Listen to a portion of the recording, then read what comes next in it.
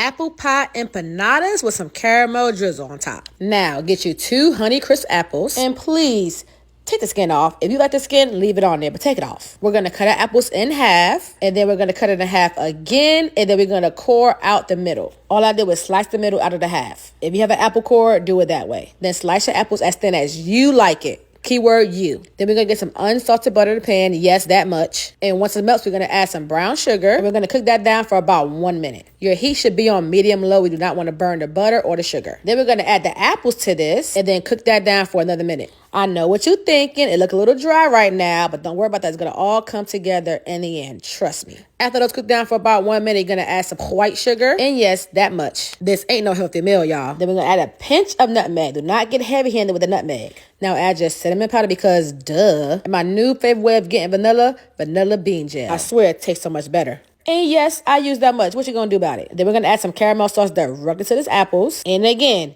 yes, that much. Now mix everything together and cook it for about 5 to 6 minutes. It all depends on what kind of textures you want your apples to be.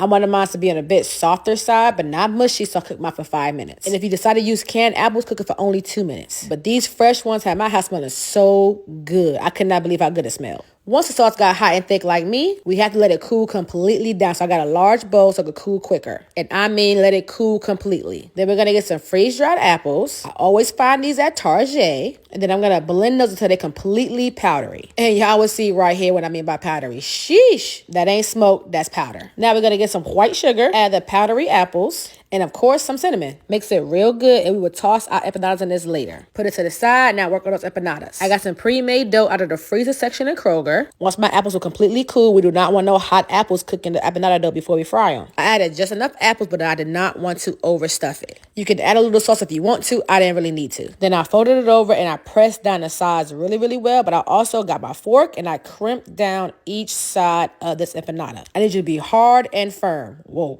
We are going to do this to one side, and then we're going to flip it over, and we're going to do it to the other side as well. I do not want any of this apples or the sauce coming out of the empanada. If you want to be extra fancy, you can add a little bit of water to the seal before you crimp it. But this way has never failed me, so I'm going to keep on doing it this way. Once my vegetable oil, you get to 360, I drop my empanadas in and cook them until they will golden brown and beautiful, like me, for about 5 minutes. Now, while they were still hot, I added them to that apple cinnamon sugar. I dusted all sides of it. You can use a spoon to make it easier. I don't know why it's being this extra. And yes, we're getting both sides.